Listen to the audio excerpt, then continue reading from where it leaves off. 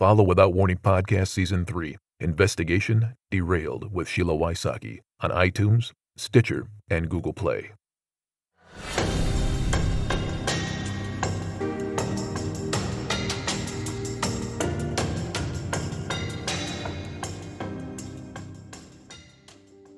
With Aaron and his parents off to the emergency room, Kadie's mother, father, and Aaron's sister Amy were left with the heartbreaking task of selecting a casket for Kadie and her babies. Once that was done and a burial plot chosen, Vicky believed she would be able to start grieving without arguments and distractions. She thought back to the day before when they had met at the funeral home to plan the service for Aadon, River, and Kadie. Well, what I remember is Aaron left and then pretended he hurt his hand, and they left. So that part is we got to actually pick out the coffin and the cemetery site. So that was a huge blessing. So that part was okay. They took him for x-rays at the hospital on his hand. Aadon Major's mother, Rahnda, called me that day, later in the day. I probably purposely didn't answer with what we were dealing with, but she left me a message and said that he had broken his hand and that he had a concussion, but there was no fluid leakage, is what she said. Or we believed right from the beginning, because we seen them fake the scene on the floor. The dad walks in and somehow sits on him saying, I guess he broke his finger. You know, Kadie's dad had to walk out. He was just so mad. We knew they were faking it. So we knew he hurt himself with whatever happened with Kadie, you know, with the fight that when whatever pursued. But, you know, we didn't know if he got hurt by throwing her into the train or, you know, a physical fight at the house and he fell down the stairs. We didn't know. We were hoping, you know, did he punch her? We didn't know. But we always related the two things, the concussion and broken hand, to whatever he did to Kadie and River. One of the detectives told us, don't let Aaron know you suspect him because he might hire a lawyer. So we had to play this out and pretend, you know, we're not noticing all this stuff. And we just kept taking notes and hoping the police were doing their job. There would be no more talk of a private funeral that only Aaron could attend, and no more disturbing behavior that Vicky was starting to believe was an act to cover up what? She couldn't bear to think that this had all been anything but an accident. Hours before, she had lost her beloved daughter, granddaughter, and grandson-to-be. She'd had so little sleep she was barely able to think straight. It was so hard to make sense of everything that was happening. But she made it through another day, but she prayed the next day wouldn't be as hard. How could it be, she thought to herself. But things did not improve the next day. Vicky was horrified to find out that Aaron was insisting that Aadon, at 20 weeks gestation, should be displayed lying on top of Kadie. Vicky had never heard of such a thing and couldn't understand why Aaron would want to display a child that would only be as long as a dollar bill and likely wouldn't even weigh 1 pound. She pleaded with Aaron to let Aadon stay as he had been before this tragedy had unfolded, unborn, still cradled in his mother's womb. Neither Vicky nor Jeff, Kadie's dad, could understand their son-in-law's behavior. He was adamant Aaron did this. He was adamant at the odd behavior, you know, all the odd things. Aaron said he accidentally checked a box on Rivers, you know, all this stuff. You know, how would he know Aaron's finger's broken? And that's ended up what I understand. It was his finger that was broken. How would his dad know his finger is broken? And we've got that in statements between me and Jeff from all them years ago, what he said. With that fight won, it was time to view Kadie and River's bodies in their casket, a task that no mother wants to ever do. Other families went before Vicky as she sat paralyzed. While her own mother wept loudly, Jeff, Kadie's father, and Vicky's brother Ken helped her walk to the casket. We went to the funeral home. I had no idea how I'd ever walk into the room to see them. I had no idea how I'd ever find the strength. So I sat down on a bench outside the room. I could hear my mom in there just crying and weeping and weeping. My brother Ken was there, who's always been, we've always been so close, and Kadie's dad. But I was left alone for a time, and Aaron came to me, and he hugged me. But then his mom showed up, like around the corner and walked, and then he acted like he didn't know who I was. Like whenever his mom was around, he acted like he didn't know us, didn't know who we were. It was really odd. Like he didn't want his mom to see him affiliating with us. Like all of a sudden, he didn't know who we were, but he came and hugged me. I don't remember him saying anything. He just hugged me, see me sitting there by myself, knowing what I'm going to have to go do, somehow find the strength. I didn't know how I would, and I didn't think I could even do it. And he just hugged me, and his mom came around, and then he just didn't want his mom to see him near me. And that was it. So that was the viewing. It was the private family viewing first. So it was just immediate family. And then all the other people were coming later, My brother and Kadie's dad each got on one side of me, and one on each side holding my arm and just helped me walk in and see them laying in the casket. It was just, horrible, just unbelievable. There's the love and stuff, but you're just like, this can't be real. This makes no sense. It just never made any sense. Why are they here? What happened? I don't even know where my husband or my brother were exactly, except I know they helped me walk in there because I really couldn't even barely walk. All Vicky could think was that she did not want this to be real. Surely it was a bad dream. She pleaded with God to make it not be real, but it was real. Her baby and her baby's babies were gone, and it was time to say her goodbye to them. Gazing at her daughter's face, she marveled that there were no scratches or visible injuries.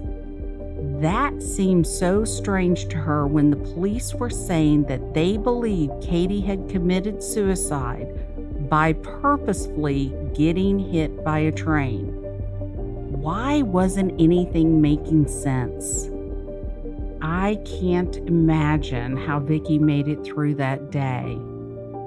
I work with a lot of moms who barely can function and get out of bed and say goodbye to their loved ones. It is the hardest day of their lives. No mother should ever go through something like that. Like all the other mothers I work with, Vicky made it through with some special help. I know, faith in God. Well, I can tell you the real story of what's always carried me through this if you want, but I'm getting off subject. How I got through this is faith in God, but mainly was the night we found out they were dead, and this is Thursday night, and I'm in my home in the same room I was in then, and my daughter Sarah was sitting on the couch. And all I know is I was circling and pacing in a total daze. I just found out hours prior they were dead. My mom was in one of the back bedrooms laying down. And I'm just pacing in front of two doors that I have that look out over a pond. And I look out there and there's a cross on my pond, a big cross, and it just I'm like, Sarah, come look at this. But before I said, Sarah, come look at this, I heard in my head, people may think I'm crazy, but I heard 3 words: I've got them. And I have held on to that and held on to that and held on to that. And then Sarah came, she saw the cross, It was like almost, it was a light, but had never seen nothing like that before. I think God knew we needed something. And we would go there every night and we'd look out there and it never came back. And it didn't need to because, I told Sarah what I heard. And I said, God just told me he's got them. So, and then before that, I didn't know, but my brother, one of my brothers, Jimmy, and my son, Jeremy, had left the house. And it might have been even a month later. It was some time later. And when I was telling the story, they said, we saw that cross when we were leaving. We saw it. So kind of as a family, we've all held on that God told us he's got him. And he even put a cross on the pond and it's never come back. So, at my darkest moments, I would go there and I would remember he's got them. And he knew I needed that because it was a lot of dark, dark moments, days, months, years, still now. And it was in such a blur when it happened. I don't really remember nothing, but I was pacing and circling in a blur. And then, it's like God just grabbed a hold of me and said, so that's what I've always gone back to. Chickens, Diet Coke, reality TV, and murder don't seem like things that should go together, but somehow they do. If you're looking for your next binge-worthy podcast and you like your true crime light on the gore, then you should check out our show, Moms and Murder, a true crime podcast hosted by myself, Mandy, and my dear friend, Melissa. Each week, we give our take on a new crime story, balancing our delivery of facts and levity while still giving the stories the respect they deserve and making you feel like you're a part of the conversation. And there are over 100 episodes to binge. Search Moms and Murder on your favorite podcast app and subscribe so you never miss a new episode.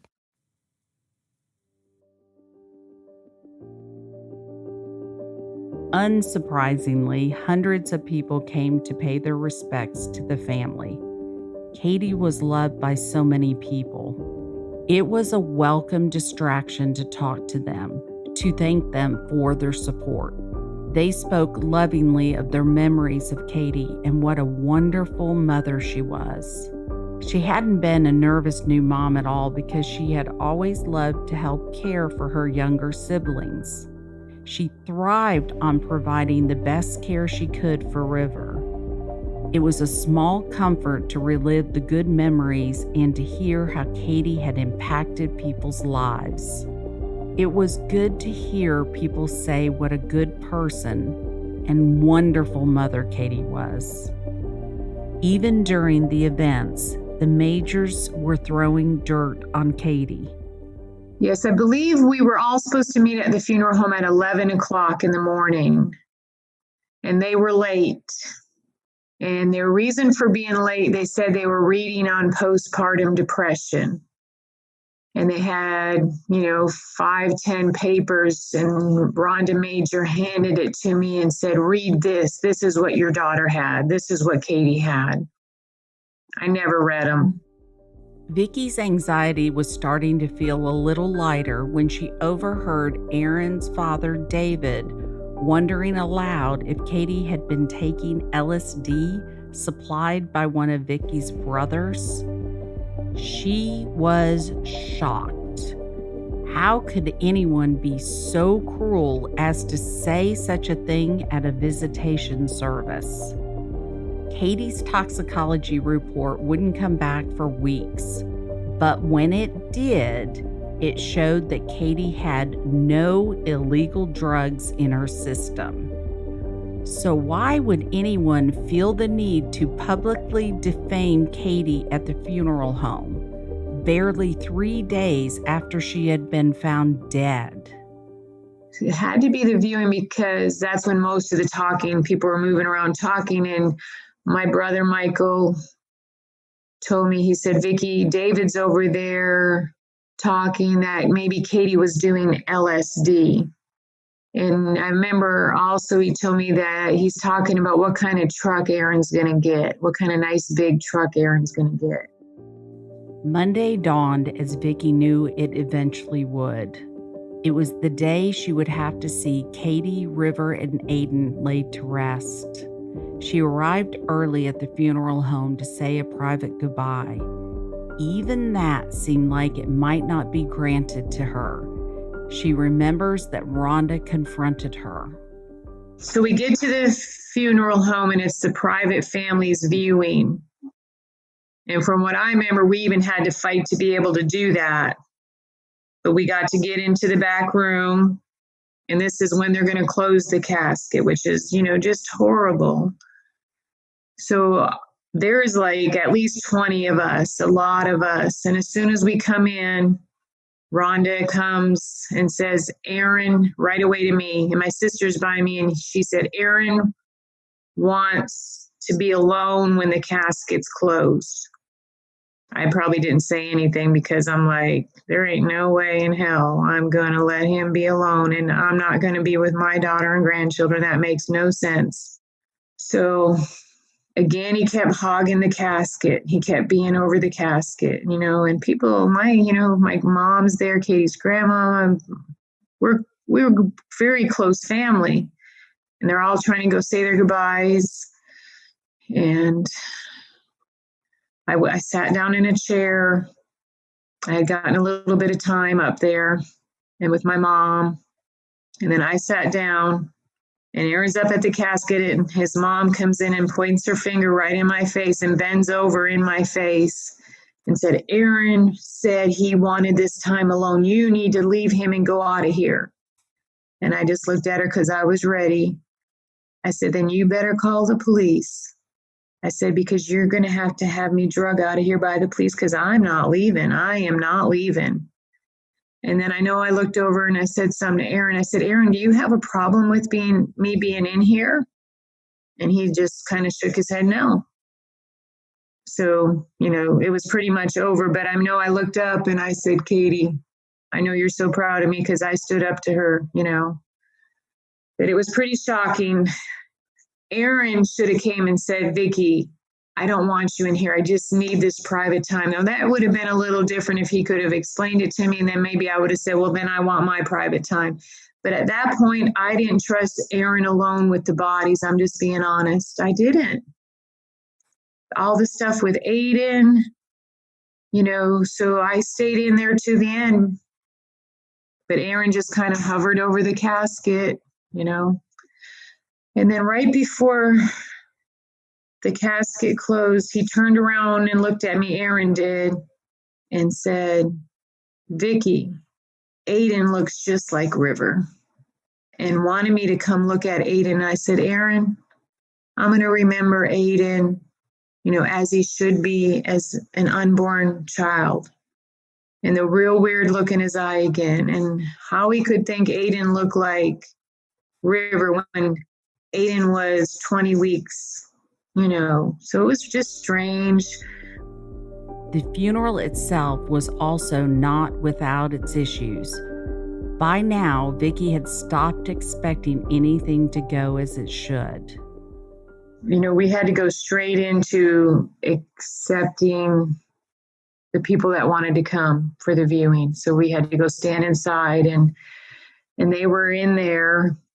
They kind of sat off on one side and we were on the other, but there was only a few of them, Rahnda was all in charge. Like, she had everything set up, pictures of Kadie around the casket. It was all Aaron's and Kadie's getting married pictures, wedding pictures. They kept playing the wedding music. That's all they played was the same songs that were played at the wedding. I had to fight with them, all them kind of things, like what songs could be played at the funeral. And but yeah, they had the wedding pictures is what they had around the casket. We were allowed to have pictures as they came in a certain door, and then they had all the wedding pictures around the casket. Like, Rahnda had it all where everything had to be. And I'm kind of in a daze, just happy to be standing on my feet. But so I remember that when I came in, all the pictures of Kadie around the casket from when she got married. Aaron, like, guarding the casket, like, didn't want people to go up there. People were uncomfortable to go up there because he's right there. He didn't greet anybody, didn't talk to anybody, didn't let anybody hug him, nothing, In some ways, I felt bad for him because I'm still in this stage of trying to accept, the fact that I believe he did this and someone that I loved as my son, because he had nobody there. His mom, his sister, and his dad, and a couple aunts. That's all that was there. And I remember him eating, having a big thing of Coke, sitting down and eating right there. I remember, Rahnda didn't come and give me a hug or not. And she was cold from day one, extremely cold, just cold. I don't remember David ever coming near me.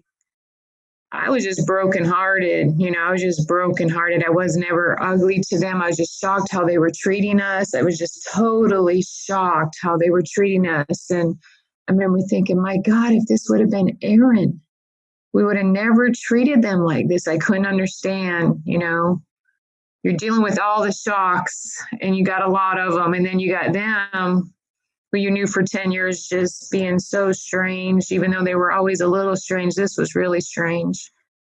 Some of this may have been some phone calls setting up, but I wanted a few songs at the funeral. I ended up only getting to select one because Aaron, I think, got two, and that was all the songs they'd let us do was 3. But, I had to fight for the songs. I wasn't going to get any, but then I was able to get one, and I did Amazing Grace. But it was just such a struggle and a fight too. This was her family too. We were willing to share, but it was like we weren't allowed to hardly be a part of anything. Who was making the decisions, Aaron or his mother? I felt like Rahnda. Everybody was in shock. Everybody that knew Kadie, everybody's just sitting there in shock and grieving and sad. And then they're just acting no emotion at all, just cold. And was it so long that Aaron hadn't eaten in days, or was it just, it's time for dinner and let's go have a Big Mac? Just seemed like she kept wanting to feed him. And even when we were making funeral arrangements, I seen she brought him on Saturday, a big drink, a soda, and a banana. Like she kept, got to feed Aaron. Nobody was feeding. None of us could eat, Nobody else was worried about eating. There was nobody eating. I can't even imagine any. That's why it was so odd. He had all day to eat if he was that hungry. Or, go outside, you don't feel good and sit in your car and eat a minute or something. But it was uncomfortable. Did anybody else say anything to y'all about it, or was it just something that y'all talked later?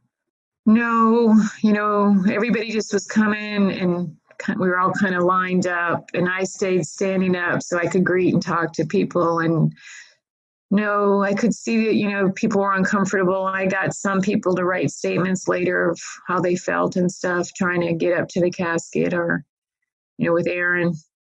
And where was his mother at that time? Was she next to Aaron, or where was she? She stayed by Aaron. I don't remember the dad sitting down by Aaron. So they were centered in front of the casket area, and we were more off to the left. But his dad mainly stood up. I don't remember his dad ever sitting down there. I don't remember.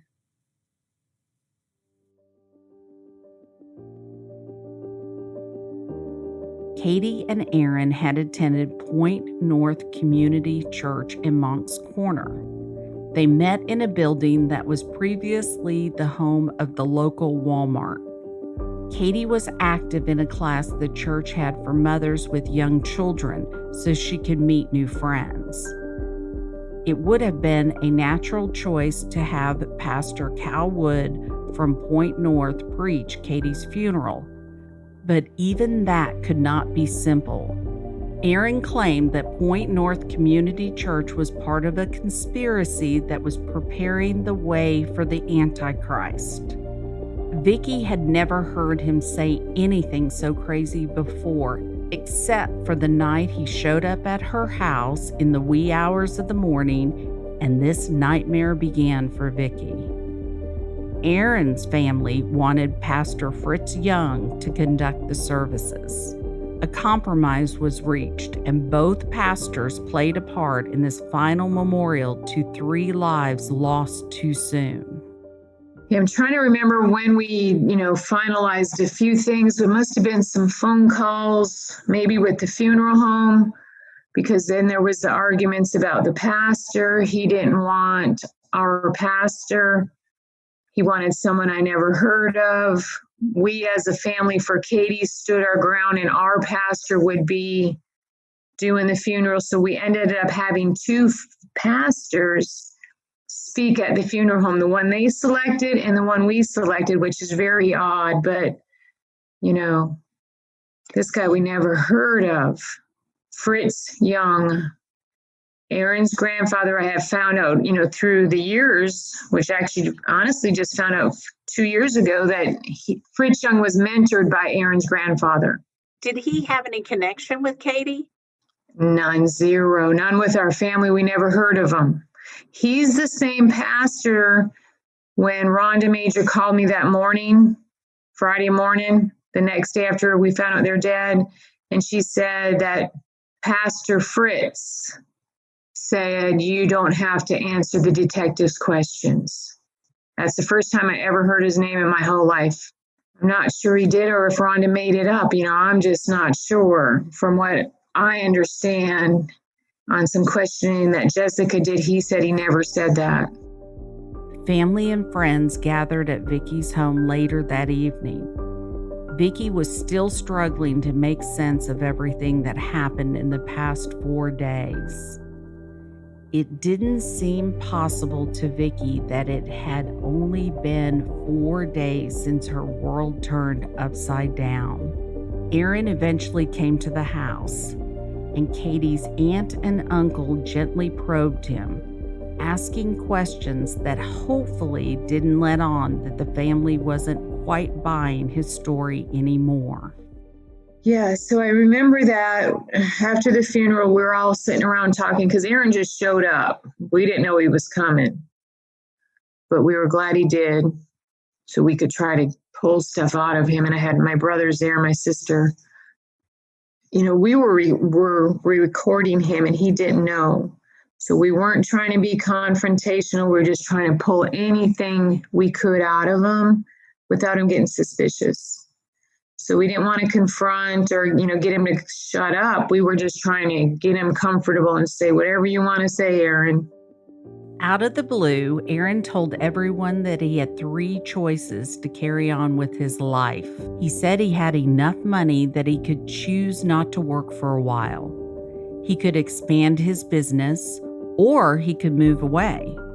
Kadie, River, and Aadon had been dead for only 4 days, and Aaron seemed to have already spent quite a bit of time planning his future without them. All of a sudden he starts talking like he had his whole life planned out already. And he says, yeah, I could keep working or I could move out of town. I have enough money. I don't even have to work for a while. But he had 3 options and, he's trying to figure out what he's going to do for the rest of his life or actually, how to start tomorrow with his life. But he doesn't mention, I just lost my whole family and I don't know what I'm going to do. We didn't even know how we get through the next minute, let alone be planning what we're going to do the rest of our lives of, oh, wow, I got enough money. I might not even have to work, or we couldn't even think like that. It was really shocking. It was almost like it had been planned ahead of time in order to have them thoughts. How would you even have them thoughts already? That you already know you got 3 options. His only option should have been, I don't know how I'm going to survive without my family. How am I going to emotionally survive the next minute? That's how we were. And after he said that, which was weird, he started looking around like this and getting paranoid because there was a couple old movie cameras around. And like, they recording me? I remember, so we had to be careful and just, all we wanted him to do is talk and hoping he would make a mistake. And we still don't know if he didn't make some mistakes. We think he did. Once Vicky got past the viewing and the funeral, these last final acts she could perform for her lost loved ones, she turned her attention to getting answers. She asked the authorities for some information on when and how Kadie had died. But the coroner who succeeded Salisbury, Coroner Rhodes, gave Vicky news that would change the way she saw everything about Kadie's death. She was told there was a life insurance policy on Kadie. What I was told later by the coroner, Coroner Rhodes, he told me there was. He told me, this is after I found out it was ruled a suicide, and I'm really questioning it. And he said they ruled it a suicide. This is what Coroner Rhodes told me. So that Aaron could not get his life insurance on Kadie is the reason they ruled it a suicide. And the reason they ruled River undetermined was so that he couldn't get River's life insurance. He said, Vicky, we don't want anybody else doing what he did. And that's what he told me. He said, if we rule it suicide, he can't collect on Kadie. If we rule it undetermined on River, he can't collect. And he made me think, while they're investigating and doing their job, they're going to rule it that way so he can't collect in life insurance. Well, now we know they weren't doing anything. They just ruled it that way. But that's what I was told. Coroner Rhodes is deceased. He was the most help. But Bill Salisbury is the one that handled this case, not Coroner Rhodes. But he was the most helpful. If I couldn't get a phone call returned from Captain Rick Ollick, I learned I just call Coroner Rhodes, and for some reason, Rick Ollick would call me in 5 minutes where I'd been waiting for 2 months.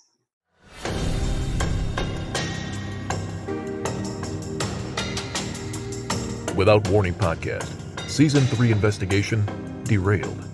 Executive Director, Executive Producer, and Host, Sheila Wysocki. And Announcer, Tim Evans. Thank you to Lori Morrison of the podcast, The Unlovely Truth. Thank you to Danielle Birch, Chelsea Sarkowskis, and private investigator Jenny Moore for their boots-to-the-ground, passionate, laser-focused research.